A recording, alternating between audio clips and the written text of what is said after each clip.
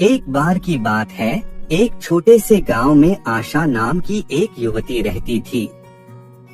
आशा एक होनहार और मेहनती लड़की थी, लेकिन वह बहुत गरीब भी थी। आशा को स्कूल भेजने की बात तो दूर, उसका परिवार मुश्किल से अपना पेट भर पाता था। एक दिन आशा गांव से गुजर रही थी जब उसने बच्चों के एक समूह को एक नए खिलौने के साथ खेलते देखा। आशा ने ऐसा पहले कभी नहीं देखा था। यह एक छोटी प्लास्टिक की गेंद थी। आशा ने बच्चों से पूछा कि उन्हें गेंद कहां से मिली थी और उन्होंने उसे बताया कि उन्होंने इसे गांव में खिलौने बेचने वाले एक आदमी से खरीदा था। आशा ने उनमें से एक गेंद अपने लिए लेने की ठान ली थी, लेकिन उसके पास पैसे नहीं थे। अगले दिन आशा गांव वापस गई और उसे वह आदमी मिला जो खिलौने बेच रहा था। उसने उसे एक गेंद बेचने के लिए विनती की, लेकिन उसने मना कर दिया। उसने कहा कि वह एक खरीदने के लिए बहुत गरीब थी। आशा का दिल टूट गया था। वह नहीं जानती थी कि क्या करे।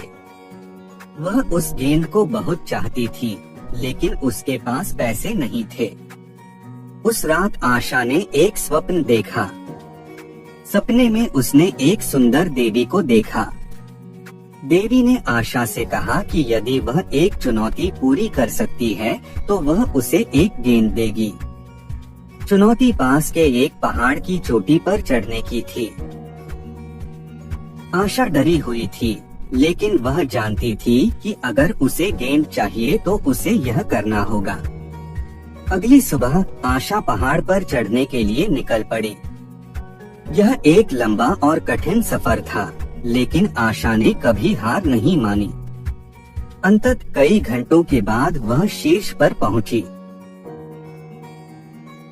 पहाड़ की चोटी पर आशा को एक सुंदर गेंद मिली। यह वही गेंद थी जिससे उसने बच्चों को खेलते हुए देखा था। आशा बहुत खुश थी। उसे आखिरकार वह गेंद मिल गई जो वह चाहती थी।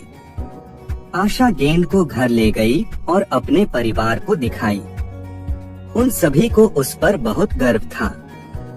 आशा ने दिखाया था कि वह एक मजबूत और दृढ़निश्चयी लड़की थी।